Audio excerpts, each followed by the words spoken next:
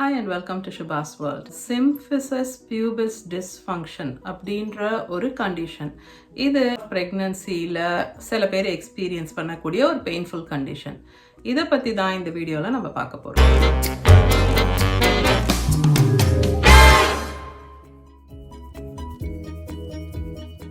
வீடியோட டீட்டெயில்ஸ்க்கு போகிறதுக்கு முன்னாடி ஷவுட் அவுட் டைம்.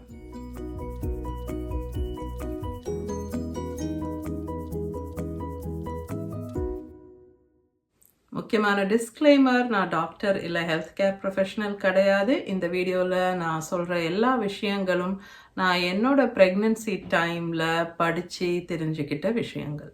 சில pregnant ladies pelvic pain feel பண்ணுறதுக்கு சான்சஸ் இருக்குது. அண்ட் இந்த பெல்விக் பெயின் எவ்வளோ மோசமாக சில பேருக்கு இருக்கும் அப்படின்னா, அவங்களுக்கு பெட்டை விட்டு ஏந்துக்கிறது, உட்கார்றது அண்ட் எந்த ஆக்டிவிட்டீஸும் பண்ணுறதுக்கு, நடக்கிறதுக்கு எல்லாத்துக்குமே ரொம்ப பெயின்ஃபுல்லாக இருக்கிறதுக்கு வாய்ப்பு இருக்குது.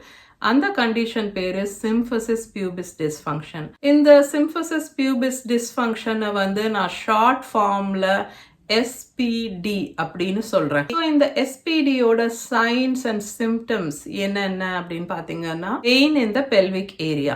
சில பேருக்கு அந்த பியூபிக் போன் அதை சுத்தி பெயின் இருக்க மாதிரி இருக்கலாம். சில பேருக்கு பெரினியம்ல பெயின் இருக்கும். பெரினியம்ன்ற ஏரியா எது அப்படின்னா, நம்ம வெஜைனல் ஓப்பனிங்க்கும் மோஷன் போகிற இடத்துக்கும் நடுவில் இருக்கக்கூடிய அந்த ஸ்பேஸை தான் பெரினியம் அப்படின்னு சொல்கிறாங்க. ஸோ அந்த அடிப்பகுதி, ஸோ அங்கே பெயின் இருக்கலாம் சில பேருக்கு. ஸோ அந்த அடியிலெல்லாம் பெயின் இருக்க மாதிரி இருக்குது. வெஜைனல் பெயின்னு சில பேர் பெரினியல் பெயினை சொல்ல தெரியாமல் சில பேர் வெஜைனல் பெயின் அப்படின்னு கூட சொல்லுவாங்க. ஸோ அந்த அடியில் உங்களுக்கு பெயின்ஃபுல்லாக இருக்கிறதும் SPD தான். சில பேருக்கு அந்த பெல்விக் ஏரியாவில் பெயின் இருக்கிறது மட்டும் இல்லாமல் அப்பர் தைஸ், ஸோ தொடைகளில் கூட மேலேருந்து ரேடியேட் ஆகிற மாதிரி பெயின் இருக்கலாம். அதே மாதிரி சில பேருக்கு லோவர் பேக் பெயின் இருக்கிறதுக்கு சான்ஸ் இருக்குது. இந்த பெயின் எப்போ ரொம்ப வேர்சன் ஆகிற மாதிரி இருக்கும், இல்லை இன்னும் அதிகமாக ஃபீல் பண்ணுற மாதிரி இருக்கும்னா, நீங்கள் எப்போ பெட்டை விட்டு ஏந்துக்கிறீங்களோ இல்லை பெட்டில் உட்காடுறீங்களோ அந்த மாதிரி சுச்சுவேஷன்ஸில், அதாவது கால்களை நீங்கள் மூவ் பண்ண வேண்டிய இல்லை அகட்ட வேண்டிய, இல்லை ஒரு கால் ஃபஸ்ட்டு அப்புறம் இன்னொரு கால் அப்படின்னு எடுத்து வைக்கக்கூடிய சுச்சுவேஷன்ஸில், அதுக்கு தான் எக்ஸாம்பிளாக சொல்லலாம், கார்க்குள்ளே ஏறுறது, கார்ல இருந்து இறங்குறது, படி ஏறுறது இறங்குறது, அந்த மாதிரி ஒரு கால் மாற்றி அடுத்த கால் அப்படின்னு நீங்கள் கால்களை மூவ் பண்ணுற மாதிரி இல்லை கால்களை செப்பரேட் பண்ணுற மாதிரி ஒரு சுச்சுவேஷனில் அது இன்னமும் மோசமாக இல்லை இன்னும் பெயின்ஃபுல்லாக இருக்க மாதிரி இருக்கலாம். இந்த SPDக்கு என்ன காரணத்தினால இது வருதுன்னா, இதுக்கு காஸ் ப்ரெக்னன்சி தான். ப்ரெக்னன்சியில் நம்மளுக்கு ரிலாக்ஸின் அப்படின்ற ஒரு ஹார்மோன்ஸ் இருக்கும். அந்த லிகமெண்ட்ஸ், மசில்ஸ், ஜாயிண்ட்ஸ் இதெல்லாம் அந்த ரிலாக்ஸின் ஹார்மோன் லூசன் பண்ணும். ஸோ அதை லூஸ் ஆக்கி அந்த லிகமெண்ட்ஸ் எல்லாம் கொஞ்சம் ஸ்ட்ரெச் ஆகக்கூடியது மாதிரி பண்ணும்போது அது டெலிவரி ப்ராசஸ்க்கு நம்ம உடம்புக்கு ஹெல்ப்ஃபுல்லாக இருக்கும். அதுதான் அந்த ரிலாக்ஸின் ஹார்மோனோட வேலை. பட் சில சமயம் ப்ரெக்னன்சியில் இந்த மாதிரி ஜாயிண்ட்ஸ் எல்லாம் லூசன் ஆகி லிகமெண்ட்ஸ் எல்லாம் கொஞ்சம் லூசன் ஆகும்போது அது பேலன்ஸ்டாக இல்லாமல் ஒரு மாதிரி மிஸ் அலைன் ஆகிறது, இல்லைன்னா அந்த நார்மல் மூவ்மெண்ட்ஸ்னு இல்லாமல் கொஞ்சம் அதிகமாக இல்லை வித்தியாசமாக மூவ்மெண்ட்ஸ் ஆகிறது அந்த ஜாயிண்ட்ஸோடது. அதுதான் உங்களுக்கு இந்த பெயினை காஸ் பண்ணுது அப்படின்னு சொல்றாங்க. பிரெக்னன்சில இந்த SPD அப்படிங்கிறது பிரெக்னன்சி ப்ரோக்ரஸ் ஆக ஆக இன்னும் கொஞ்சம் அதிகமாக தான் ஆகுமே தவிர உங்களுக்கு குறையறதுக்கான வாய்ப்பு இல்லை அன்டில் டெலிவரி. இது எல்லாருக்கும் வருமானா இல்லை. இந்த SPD நீங்க பாத்தீங்கன்னா 1 out of 5 pregnant women experience பண்றதுக்கு வாய்ப்பு இருக்கு அப்படின்றாங்க. ஸோ இது ரொம்ப காமன் கிடையாது. ஒரு 20% அப்படின்னு சொல்லலாம். ஸோ ஒரு 100ல் 20 பேர் இந்த SPDயால் கஷ்டப்படுறதுக்கு வாய்ப்பு இருக்குது ப்ரெக்னன்சி டைமில். அண்ட் இது வராமல், சப்போஸ் எனக்கு இது மாதிரி வரக்கூடிய ஒரு சுச்சுவேஷன் இருக்குது அப்படின்னா, இது வராமல் நான் தடுக்க முடியுமா அப்படின்னா, அப்படி நீங்கள் அது வராமல் அவாய்ட் பண்ண முடியாது. அந்த 20% of women who will get it, அவங்களுக்கு அது வரதான் செய்யும். அதை நீங்கள் அவாய்ட் பண்ணுறதுக்கு எந்த வழிகளும் கிடையாது. எப்போ எனக்கு ரிலீஃப் கிடைக்கும், இதுதான் நெக்ஸ்ட் கொஸ்டினாக இருக்கும், ரைட்? இது வந்து டெலிவரி ஆன அப்புறம் உங்கள் உடம்பு திரும்ப நார்மலுக்கு வருது பார்த்தீங்களா? உங்கள் உடம்பு கொஞ்சம் கொஞ்சமாக ஹீல் ஆகும்போது இந்த பெயின் வந்து கொஞ்சம் கொஞ்சமாக சரியாயிடும். அதுதான் வந்து நார்மலாக நடக்கக்கூடியது. பட் வெரி ரேர்லி இந்த பெயின் வந்து கம்ப்ளீட்டாக சரியாகாமல் போகலாம். ஸோ உங்களுக்கு டெலிவரிக்கு அப்புறமும் அந்த ரிகவரி ஃபேஸ் தாண்டின அப்புறமும் உங்களுக்கு இந்த பெயின் இருக்குது அப்படின்னா நீங்கள் கண்டிப்பாக டாக்டரை கன்சல்ட் பண்ணணும். உங்களுக்கு இந்த எஸ்பிடி இருக்கு அப்படின்னா அந்த பெயினை மேனேஜ் பண்ணுறதுக்கு இல்லை கண்ட்ரோல் பண்ணுறதுக்கு நீங்கள் என்னென்ன பண்ணலாம், என்ன ஸ்டெப்ஸ் எடுக்கலாம் அப்படின்னு சொல்லி இப்போ பார்ப்போம். ஒரு ப்ரிவென்டேட்டிவ் கேர் மாதிரி சொல்லக்கூடிய 2 விஷயங்கள் வந்து இந்த கீகல்ஸ் எக்ஸசைசஸ், ப்ரெக்னன்சியில் பெல்விக் ஃப்ளோர் மசில்ஸை ஸ்ட்ரென்தன் பண்ணக்கூடிய எக்ஸசைசஸ் தான் இந்த கீகல்ஸ். இதை பற்றி நான் வந்து என்னோட ப்ரெக்னன்சி வீக் 15 and 16 அப்படின்ற வீடியோவில் டீட்டெயில்டாக சொல்லியிருக்கேன். And also recently second trimester care வீடியோலையும் நான் இதை பற்றி டீட்டெயில்ஸ் சொல்லியிருக்கேன். நான் உங்களுக்கு இந்த 2 வீடியோஸும் மேலே லிங்க் பண்ணுறேன் அண்ட் டிஸ்கிரிப்ஷன் பாக்ஸ்லையும் அதோட லிங்க் கொடுக்குறேன். ஸோ நீங்கள் அதில் போய் பார்த்து தெரிஞ்சுக்கலாம் கீகல்ஸ் எக்ஸசைசஸ்னால் என்ன அப்படின்னு சொல்லிட்டு. ஸோ இந்த கீகல்ஸ் எக்ஸசைசஸ் நீங்கள் எஸ்பிடி இருந்தால் மட்டும் இல்லை, எல்லா ப்ரெக்னென்ட் விமனுமே பண்ணும்போது அது அந்த பெல்விக் ஃப்ளோர் மசிலில் ஸ்ட்ரென்தன் பண்ணும். அண்ட் அதனால் இந்த கண்டிஷன் உங்களுக்கு வந்ததுனாலும் அது ரொம்ப மோசமாக ஆகாமல் உங்களுக்கு ஹெல்ப் பண்ணும்.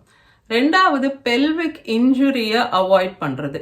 ஸோ அடிப்படாமல் நம்மளோட பெல்விக் ஏரியாவை பத்திரமா பார்த்துக்கிறது, கரெக்டாக கேர் பண்ணிக்கிறது, எந்த விதமான இன்ஜுரியும் இல்லாமல் பார்த்துக்கிறது ரொம்ப முக்கியம் அப்படின்னு ஏன் சொல்கிறாங்கன்னா, பெல்விக் இன்ஜுரி இல்லை வேறு ஆக்சிடென்ட்ஸ்னால வேறு சுச்சுவேஷன்ஸில் பெல்விக் இன்ஜுரி ஆனவங்களுக்கு இந்த எஸ்பிடி வந்து ரொம்ப அதிகமாக அண்ட் ரொம்ப அன்கம்ஃபர்டபுளாக இருக்கிறதுக்கு வாய்ப்பு இருக்குது. ஓகே, வேறு என்னென்ன ஸ்டெப்ஸ் எடுக்கலாம் நீங்கள் பெயின் ரிலீஃப்க்கு அப்படின்னு பார்த்தீங்கன்னா, மோஸ்ட் ரெக்கமெண்டட் வந்து ஃபிசியோதெரப்பி.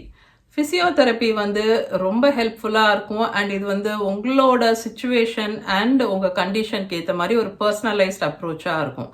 ஸோ ஃபிசியோதெரப்பியில் உங்களுக்கு வந்து அந்த அலைன்மெண்ட் இருக்கிறபடி நீங்கள் எப்படி வந்து எஃபெக்டிவாக நீங்கள் உங்களோட மூவ்மெண்ட்ஸை வச்சுக்கலாம் அண்ட் டூஸ் அண்ட் டோன்ட்ஸ் என்னென்ன உங்கள் ஸ்பெசிஃபிக் கண்டிஷனுக்கு அப்படின்னு சொல்லி உங்கள் ஃபிசியோதெரபிஸ்ட் அசிஸ்ட் பண்ணுறது மட்டும் இல்லாமல் ரெக்கமெண்டேஷன்ஸ் கொடுப்பாங்க.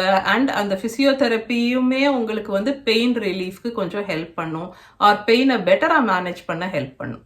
அண்ட் அந்த பெல்விக் ஏரியாவோட மசில்ஸ் அண்ட் ஜாயிண்ட்ஸை எப்படி ஸ்ட்ரென்தன் பண்ணலாம், எப்படி வந்து கரெக்டாக மூவ் பண்ணலாம் அப்படிங்கிற கைடன்ஸும் உங்கள் ஃபிசியோதெரபிஸ்ட் உங்களுக்கு கொடுப்பாங்க.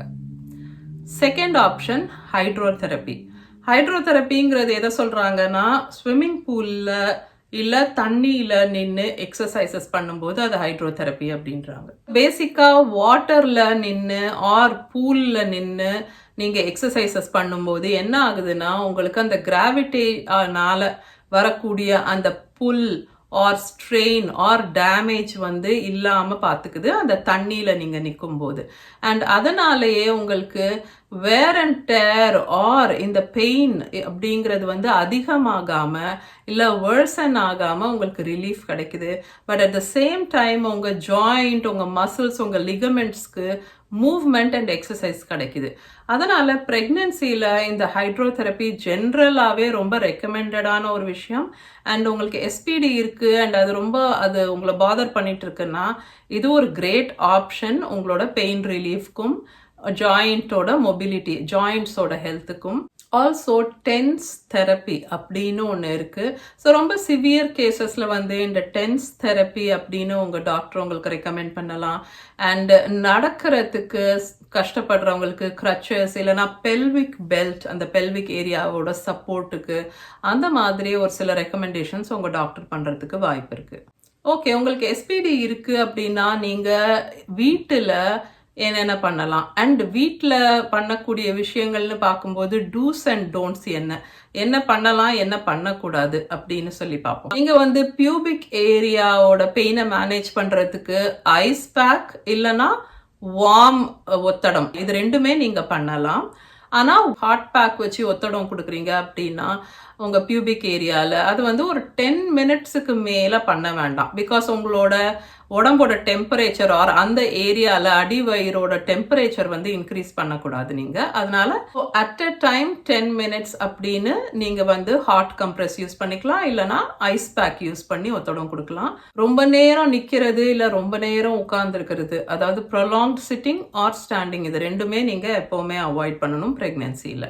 எஸ்பிடி இருக்குன்னா நீங்க இடுப்புல உங்களோட மற்ற குழந்தைங்களை தூக்கி வச்சுக்கிறதோ, இல்ல இடுப்புல தண்ணி குடம் தூக்கிட்டு வரதோ, இல்ல இடுப்புல ஏதாவது வெயிட் வச்சு கேரி பண்றது, அதெல்லாம் வந்து நீங்க கம்ப்ளீட்டா அவாய்ட் பண்ணணும். உடம்பு வந்து பேலன்ஸ்டா யூஸ் பண்ணாம நீங்க ஒரு சைடை வந்து அதிகமா யூஸ் பண்ணும்போது இந்த எஸ்பிடி வந்து இன்னும் மோசமாகறதுக்கு வாய்ப்பு இருக்கு. ஸோ நீங்க உட்காரும் போது இந்த கால் மேல கால் போட்டு உட்கார்றது, அதை அவாய்ட் பண்ணணும்.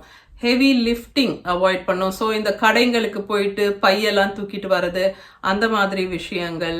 இல்லைனா இந்த வேக்யூம் பண்ணுறது வந்து நம்ம அழுத்தி பண்ணுற மாதிரி இருக்கும், இல்லை அந்த ஷாப்பிங் கார்ட் தள்ளுறது, இல்லை ஒரு கையில் செய்யக்கூடிய வேலைகள் ரொம்ப ஸ்ட்ரென்யூவஸாக, இல்லை வெயிட் தூக்குறது ஒரு கையில், அந்த மாதிரி விஷயங்கள்லாம் வந்து நீங்கள் கம்ப்ளீட்டாக அவாய்ட் பண்ணிடணும். அதே மாதிரி உங்களுக்கு இது second pregnancy or third pregnancy and உங்களோட ஓல்டர் கிட்ஸ் இருக்காங்கன்னா, நீங்கள் அவங்கள ஒரு சைடில் இடுப்பில் தூக்கி வச்சுக்கிற பழக்கம் இருக்குன்னா அந்த மாதிரி நீங்கள் செய்யாதீங்க.